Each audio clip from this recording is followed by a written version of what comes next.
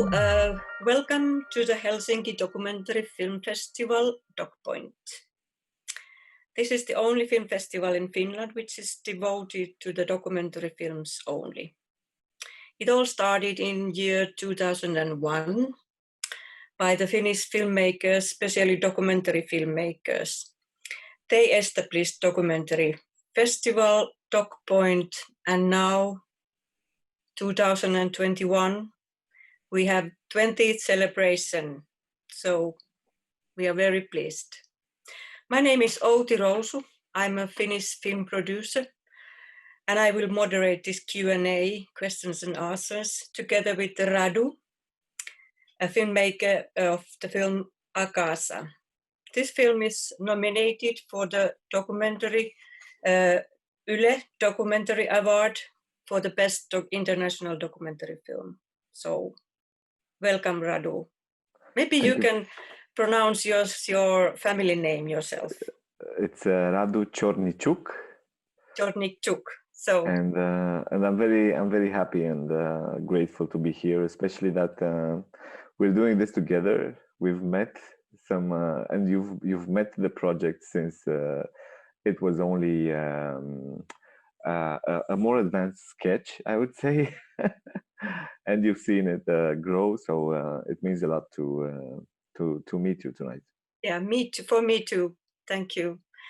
So let's go first to the world premiere of this film.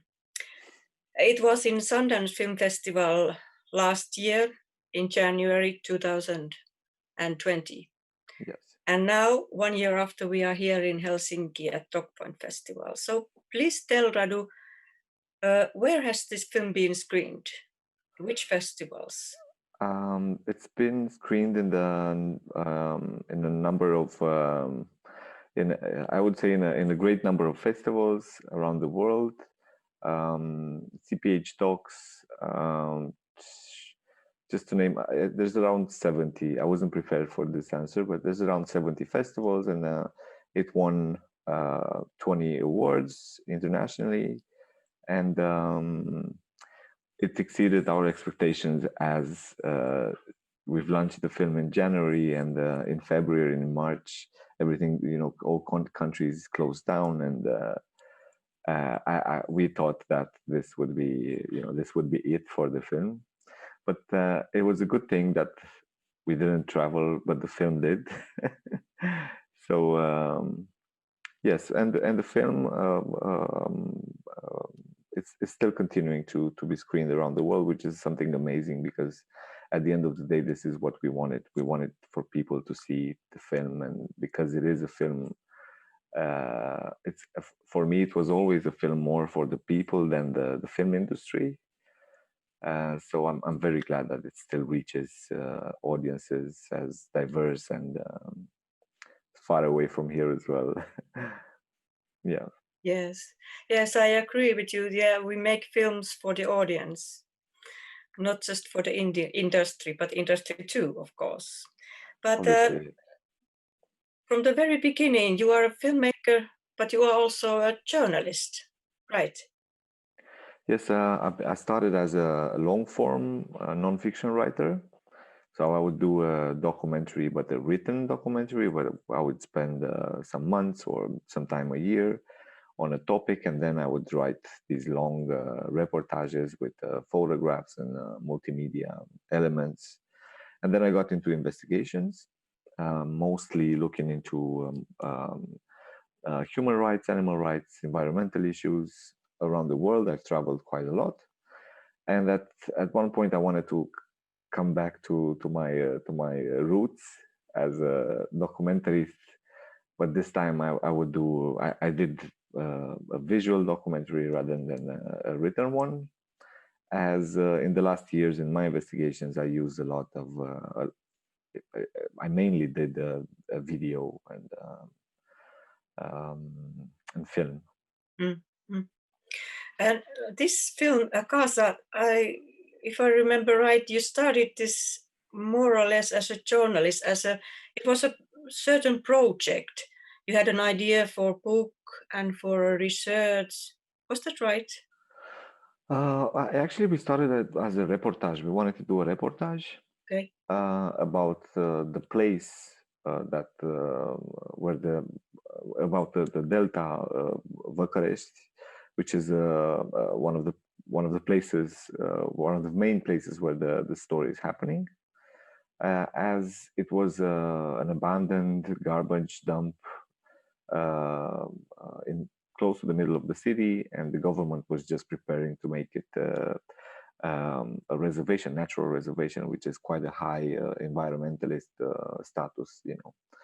And we wanted to go there, and as first of all, as people that lived just a few streets away from the delta, we wanted to see how these changes are going to affect the actual place, because the place was a wonder. They just discovered an ecosystem that was a host to a lot of endangered species of birds and animals and plants. And again, this this place is just a few hundred meters from a city center, and it's from a city center of a capital that's one of the most polluted in the Europe. So, which was even more interesting to have to know that we're going to have such a big urban natural park right in the middle of it. So it was quite interesting. There was a lot of reasons to go there and to make something. We were thinking a reportage, but it turned out to be a film after all.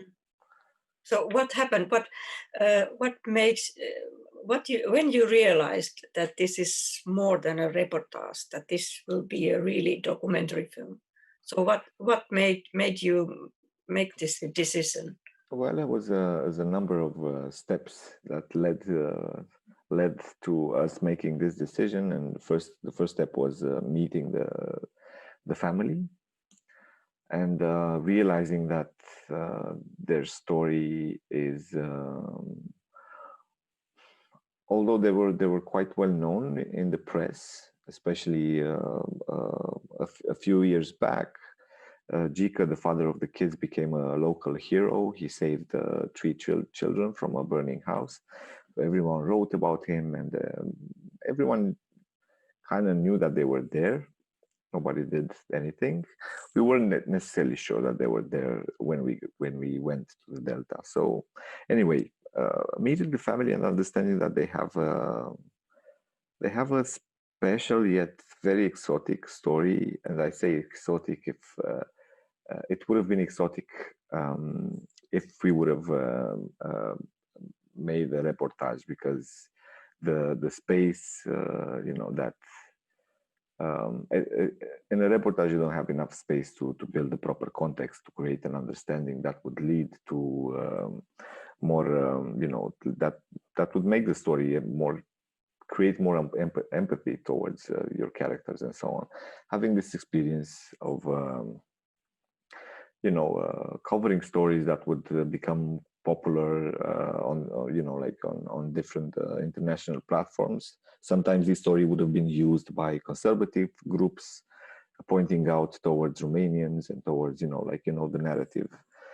So understanding that there are a lot of delicate, let's say, aspects to this family stories, we decided to spend a bit more time to discover them, but also to work on creating a space for them to tell us the world as they see it, because that would have been the new and the hidden perspective of this story. So this was in the beginning, and then we got fascinated by by their relationships and by their unity, by the way they were interacting with nature, which was always something that fascinated me.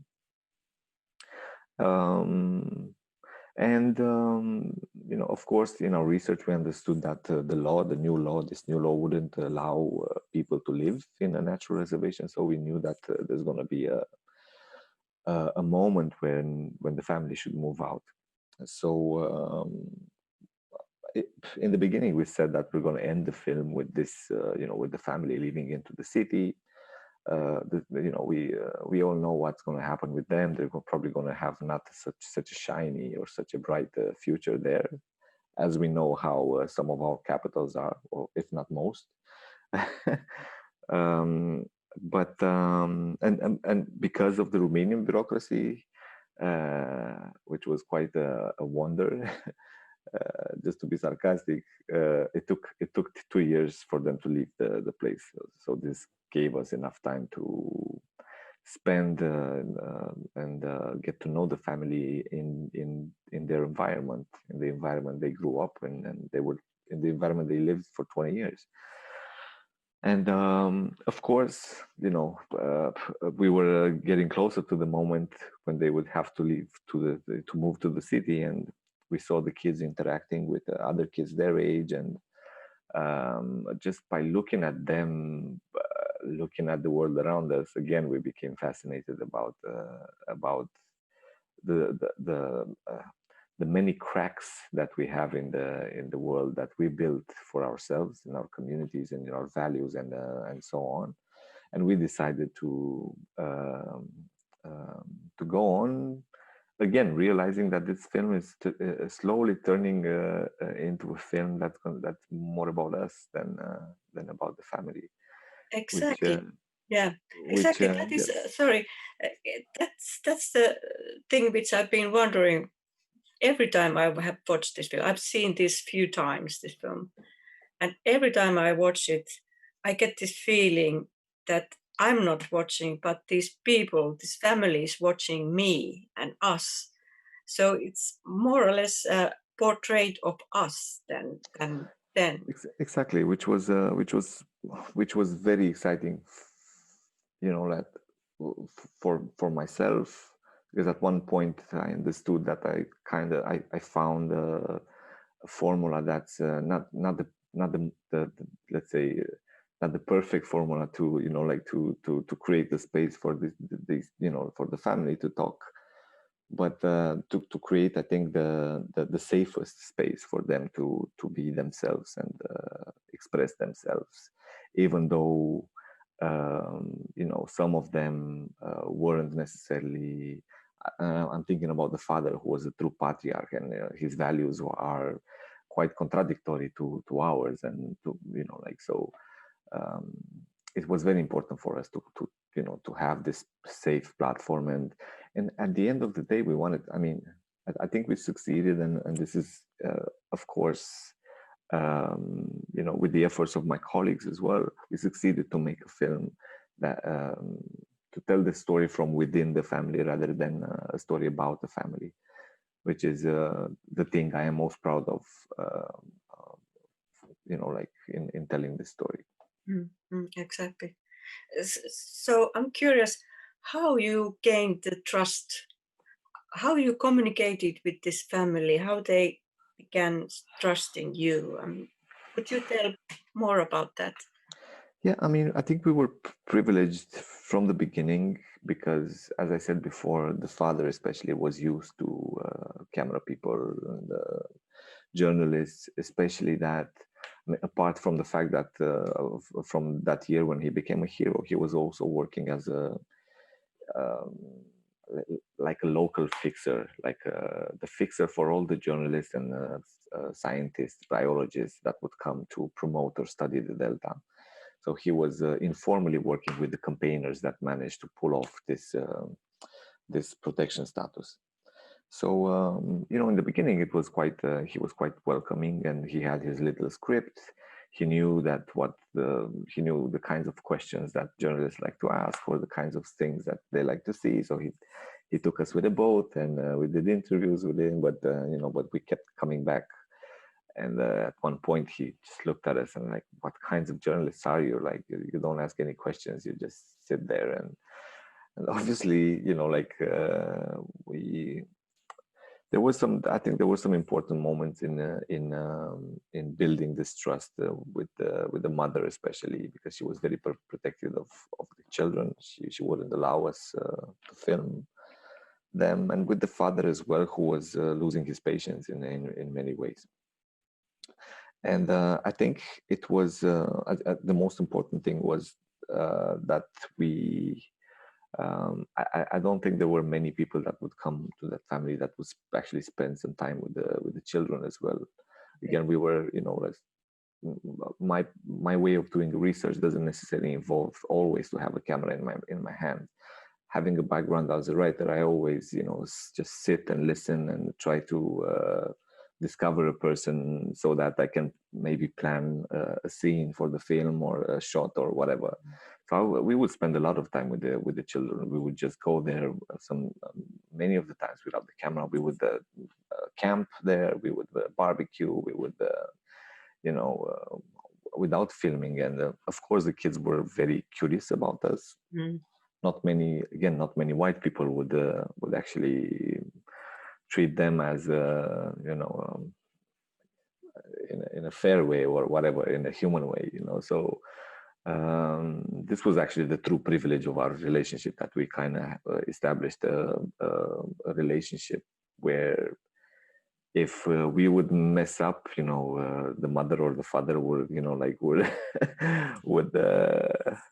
would be no, it was a fair relationship in all ways, and it developed along with our experiences together. And it was this, it was also the fact that we were transparent with our intentions and with what we want to do. And they have seen the film? The family has seen? Absolutely, yes. They've seen it many what times. What is their response? Well, Vali, for example, one of the main characters of the film, was he saw it in Sundance. He came with us in the US, and he cried and he laughed for all the film hysterically. And then he went on the stage, and he said that it's the first time that he's realizing how proud he is, and that he came a long way, and now he has his own family, and he has a lot of friends in the city. He has a stable job, and but the mother actually was the mother who there was so few moments where I could feel her warming up to us. She was also always very strict and very firm and very, like she was the true lioness of the family, the true protector of the family. And at the end of the screening, like she approached me and she said, "Radu, I can't believe that we've been through so many things, and we're still, and I'm looking and at my family, and we're still here and we're together. And this is something that I never expected to happen, especially that we had to face a lot of challenges in such a short period of time." So I think in many ways it was quite therapeutical for most of the family members. Of course, the children, when they saw themselves in like with the boat or with the swan, they were super excited, and like they were having fun. But overall, I think it was a good confirmation for them that this that the unity that the father dreamed of and worked to have was a true value, regardless of the context they were living in. Yeah. Let's go to the end of the film, the final scenes, and of course we can interpret it in a way what we think it is. But for me, it's very beautiful ending. It's kind of the valley is going back to the nature, and the message for me is like find a balance and be in peace with the nature. So that's beautiful. But it's that as well. But for me, it has always been he's coming back to nature, to the place that the place of his childhood. But he's coming back a man. Without his innocence. His innocence was unfortunately stolen from him. Yeah. So it's kind of a bittersweet scene for me, and it's very close to my heart, obviously, because for me it talks about maturity, and it talks about embracing compromises, and as this is the only chance we have to find a place for ourselves in the world. Yes. Radu, we are coming to the end of our discussions. I would have been pleased to have bit more time with you, but thanks for this. It was a pleasure to see you. I'm sure we'll meet again, Uti, and hopefully in the next years we'll meet again in this wonderful festival. In this festival, wonderful city as well. Thank you so much. Would you like to say something for the Finnish audience? Of course. I hope you're healthy, first of all, and I hope you're watching these documentaries as people in the people in the documentary world are working hard to make these stories and to create these little gates of and pieces of understanding that sometimes have the power, or if not most of the times, have the power to make us a bit whole as human beings, and maybe create some bridges between us. So thank you for watching. Thank you. Okay. Great. I have 10 seconds. Okay. I forgot one thing to say. I show it to you. This is just a bleak copy, but wow, what is that? This is DocPoint Film Festival will award you with a piece of Finnish forest. That is amazing. You will get 20 square meters of Finnish ancient forest, and it's named according your name. It's Radu's forest now. Wow, this is such oh my God. This certificate will be posted for you by post, by snail mail. This is wonderful. You have a proof that you have your own forest in Finland. It's a nice idea. Very nice. Amazing. Well done, guys. Amazing. Okay, so check out your post. I will. Thank you so much.